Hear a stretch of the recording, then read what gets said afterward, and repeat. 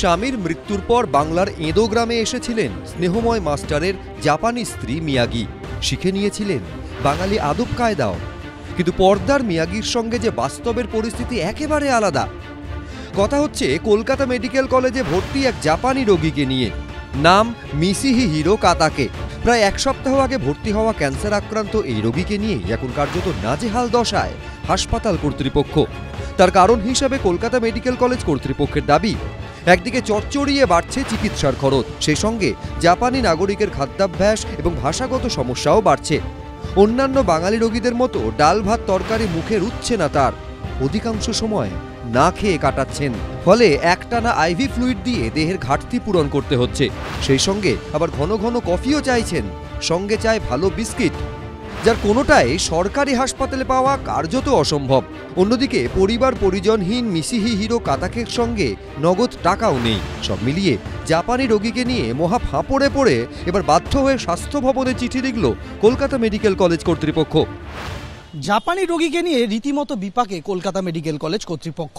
হাসপাতাল কর্তৃপক্ষ চিঠি লিখল স্বাস্থ্য ভবনকে, অবিলম্বে স্বাস্থ্য দপ্তর হস্তক্ষেপ করুক এবং এই রোগী সুস্থ হয়ে উঠলে কোথায় তাকে পাঠানো হবে এবং তার চিকিৎসার খরচ কে বহন করবে সে বিষয়ে তথ্য জানাক স্বাস্থ্য ভবন, নির্দেশ দিক তারা, এমনটাই আবেদন জানানো হয়েছে কলকাতা মেডিকেল কলেজের তরফে।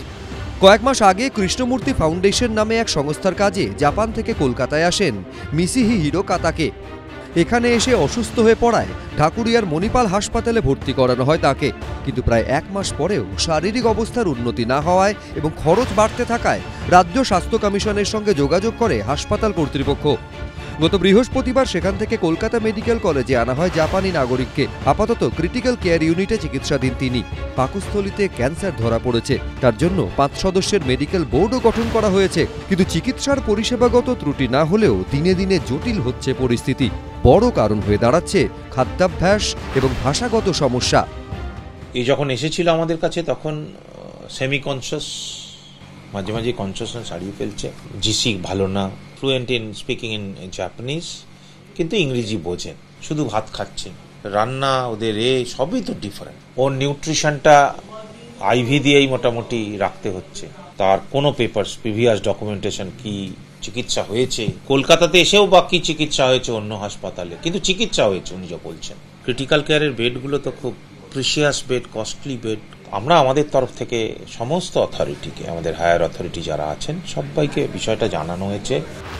রাজ্য সরকারের নিয়ম অনুযায়ী রাজ্যের সরকারি হাসপাতালে বিদেশি নাগরিকদের চিকিৎসা বিনামূল্যে হয় না। কলকাতা মেডিকেল কলেজের দাবি, ইতিমধ্যে রাজ্য পুলিশ মারফত দিল্লিতে জাপানি দূতাবাসের সঙ্গে যোগাযোগ করা হলেও সেখান থেকে এখনো পর্যন্ত কোনো সদর্থক পদক্ষেপ নেওয়া হয়নি।